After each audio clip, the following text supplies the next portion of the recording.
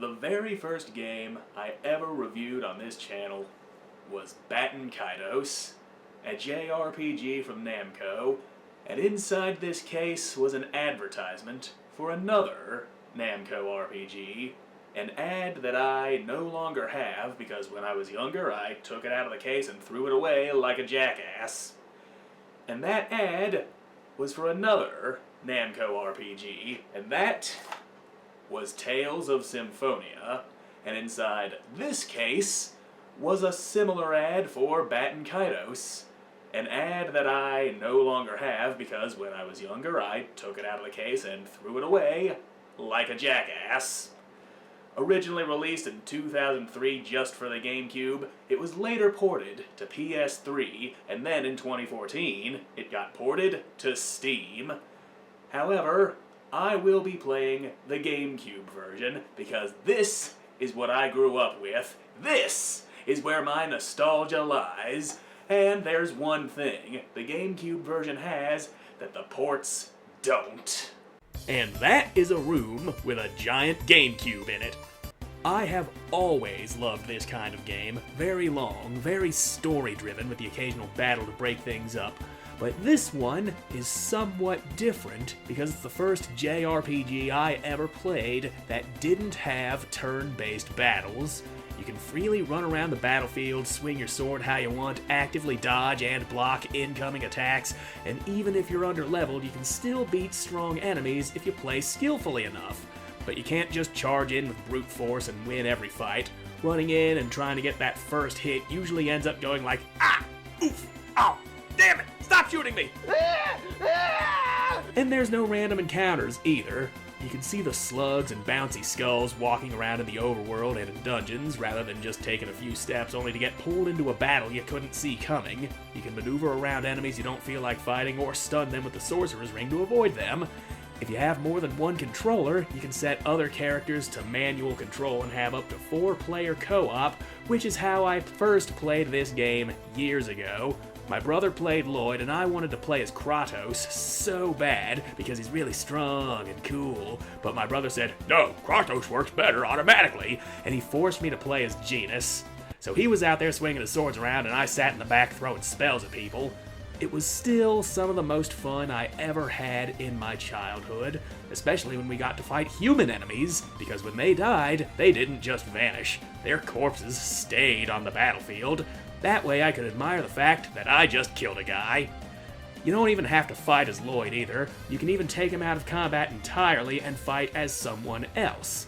And none of the characters play the same in combat. Lloyd is great up close, Colette can fight from a distance, Kratos can fight near or far and throw healing spells around. Genis has the most powerful magic, Sheena fights well at close range, and she can summon. Now, I am fully aware that Tales of Symphonia isn't the only one of these games to ever be made. It is in fact part of the Tales series, the first one of which being Tales of Fantasia. Symphonia is just the most well-known entry in the series. Kinda like whenever somebody mentions Final Fantasy, most people would immediately think of Final Fantasy VII.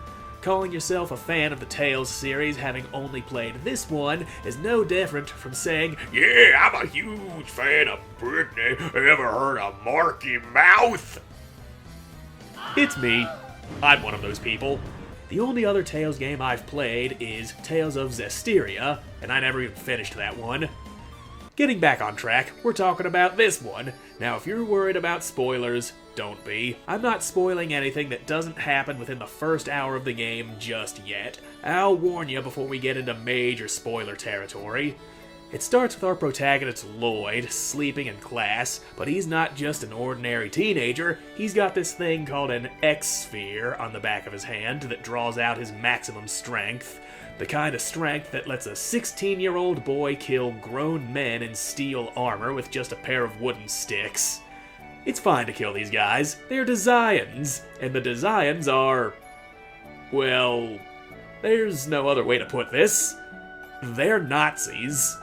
They walk around saying, we're half-elves, we're the superior race, while rounding up people and throwing them into what they call a human ranch, where they're used for slave labor, tortured, and slaughtered, all while referring to humans as inferior beings. Don't worry though, because Lloyd's lifelong friend Colette is the chosen of mana as dictated by the Church of the Goddess Martel. She's going to go release the elemental seals scattered across the land, which will restore mana, the very essence of life, to this dying world, which also somehow makes the Desians stop being around. Don't question any of that, we heard it all from an angel, and you know you can trust them. I mean, look at this guy, he got wings! And so, after a few run-ins with the Desians and some other things, you set out on a journey that's so long the whole game couldn't fit on just one Gamecube disc, running across the overworld where you appear larger than the towns, as you often do in these RPGs, with all these slugs and things that look vaguely like whales with legs running around. You can find these glowing circles that give you some dialogue between the characters for a little extra world building and character development, as well as these landmark stones that let you use long range mode within the region.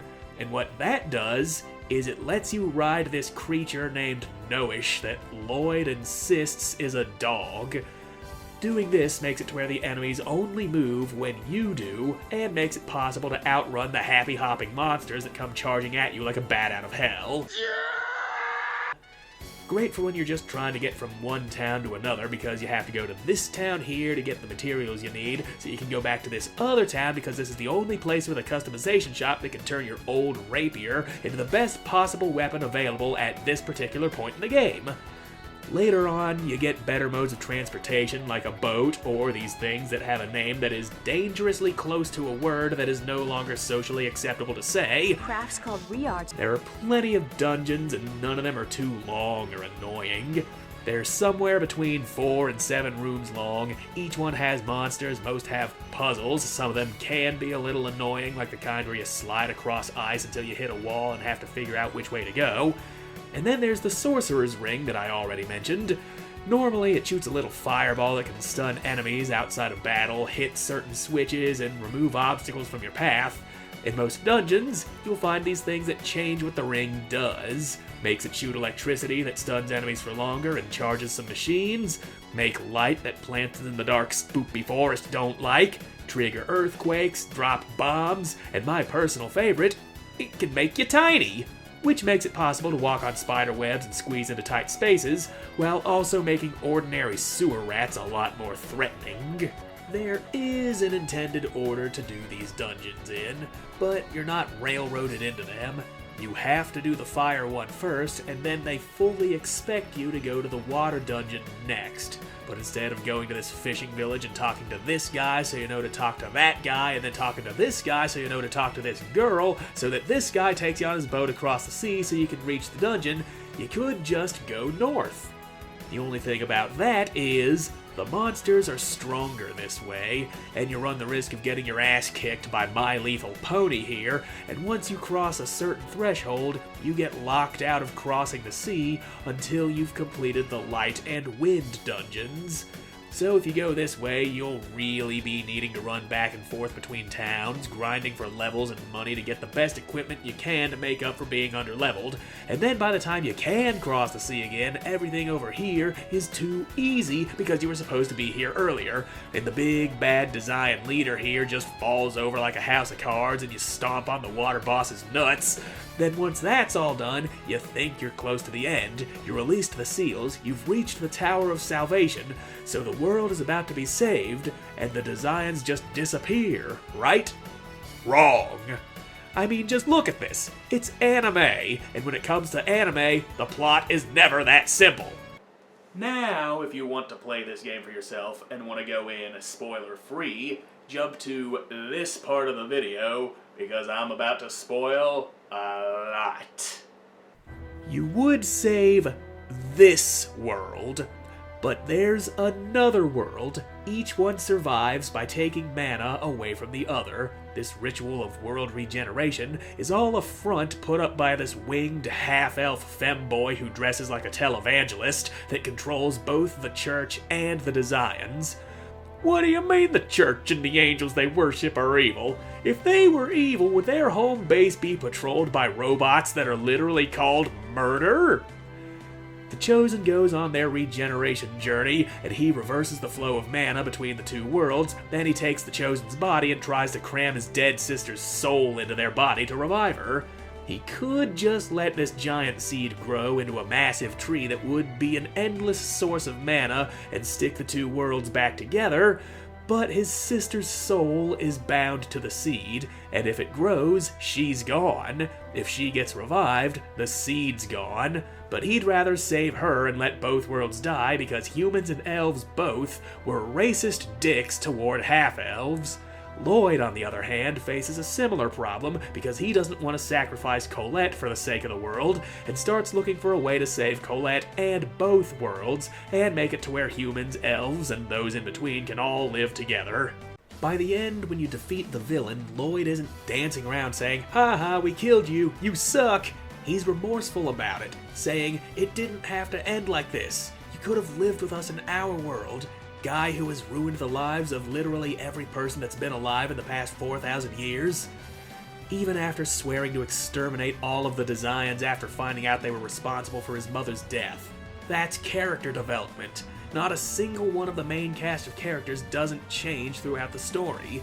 Everybody learns something. Some overcome past trauma, some learn to let go of their hate of others, and not a single one has an annoying one-note personality. They all feel like real people. There's so much more story than what I just gave away too, and it's written well. Each town has their own problems and side quests that reward you with treasures, materials, and titles for your characters that change some of their stats, and a few of those titles come with new outfits for them. Many of the important story moments are voice acted, and as far as voice acting in a video game from 2003 goes, it's pretty good. They show proper emotion, the sound quality is good, but the direction isn't always perfect. I mean, you wouldn't expect somebody falling into a big glowing hole to sound like he just got punched in the stomach. This is one of my absolute favorite games of all time, and I implore you to play it for yourself. The Steam version is only $20, and even my low-end PC from 10 years ago could handle it no problem. I'm sure even the cheapest modern laptop could handle it. Hell, you could probably emulate the Gamecube version on your phone if you wanted to. Seriously, play it. Or at the very least, watch someone else play it on YouTube. I did a full playthrough of it over on my other channel a few years ago. Experience the whole story in any way you can. I know this game isn't perfect, and there are a few things about it that annoy me, like each character saying the names of their skills as they use them. I couldn't possibly count how many times I heard Lloyd say Tiger Blade, Sonic Sword Rain, Hunting Beast throughout this playthrough, but after a while I just kind of tuned it out. Whenever somebody casts a higher level spell, it stops everything for a split second, which I get emphasizes the power behind it, but when you have Genus conjuring a tornado, Rain making nurses scamper across the battlefield, and this guy doing whatever it is he's doing back to back, I can't help yelling, "Oh my god, just let me do something!"